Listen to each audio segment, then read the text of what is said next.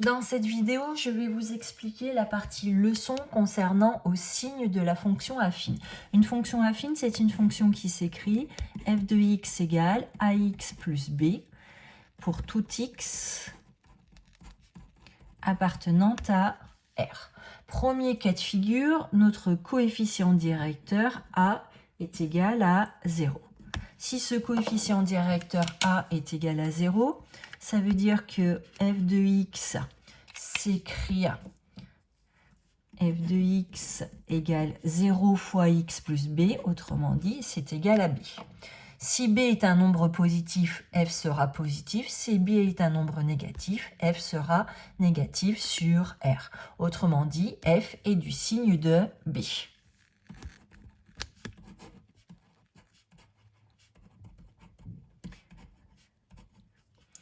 Maintenant, on va regarder ce qui se passe quand A est un nombre différent de 0, c'est-à-dire le coefficient directeur est un nombre différent de 0.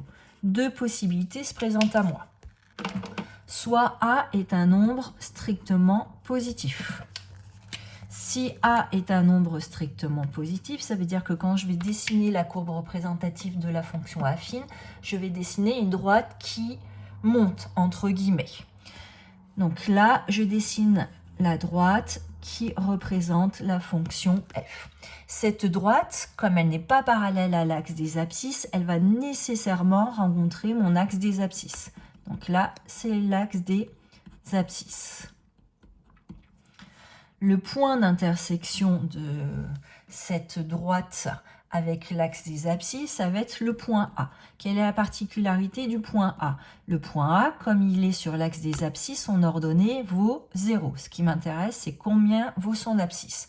Alors, pour trouver combien vaut son abscisse, je cherche un x tel que ax plus b soit égal à 0. Autrement dit, ax est égal à moins b, c'est-à-dire x égale moins b divisé par a. C'est possible de diviser par a puisque a, c'est un nombre qui est strictement positif et donc différent de 0. Donc ici, on a le nombre moins b sur a pour abscisse, moins b sur a pour abscisse et 0 pour ordonnée. Alors, comment on interprète ce graphique? Entre moins l'infini et moins b sur a, quand x est entre moins l'infini et moins b sur a. La courbe représentative de f est sous l'axe des abscisses. Ça veut dire que entre moins l'infini et moins b sur a, le signe de f de x, ça va être un nombre de signes négatifs. On a vu qu'en moins b sur a, on était au niveau du point d'intersection entre l'axe des abscisses et l'axe des ordonnées. Ça veut dire que f de x s'annule en moins b sur a. Et pour la zone entre moins b sur a et plus l'infini, donc cette zone-là, que se passe-t-il quand x est dans cette zone-là? Eh bien, la courbe représentative de f est au-dessus de l'axe des abscisses. Autrement dit, f de x est du signe positif. Et ça ne marche que si le nombre a est un nombre qui est strictement positif.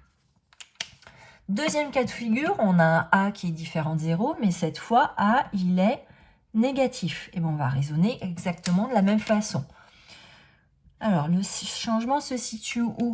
Quand le coefficient directeur est un nombre strictement négatif, ça veut dire que la fonction f, elle est strictement décroissante sur l'intervalle moins l'infini plus l'infini. Autrement dit, on a affaire à une fonction qui est strictement décroissante. Donc, je vais dessiner une droite qui descend entre guillemets. Comme cette droite n'est pas parallèle à l'axe des abscisses, puisque son coefficient directeur n'est pas égal à 0, il va y avoir nécessairement un point d'intersection avec l'axe des abscisses.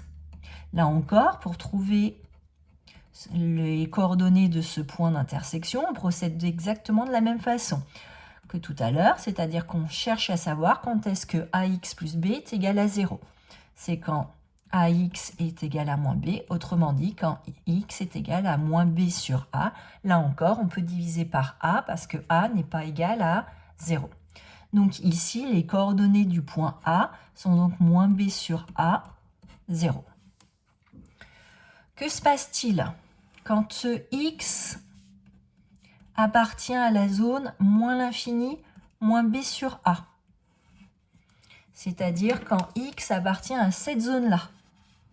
La courbe est au-dessus de l'axe des abscisses. Donc la fonction, le nombre f de x, il est strictement positif quand x appartient à moins l'infini, moins b sur a. En moins b sur a, c'est au niveau du point d'intersection, donc ça veut dire que la fonction s'annule.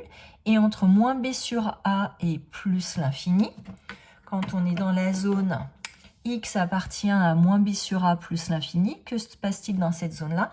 La courbe représentative de la fonction a basculé sous l'axe des abscisses.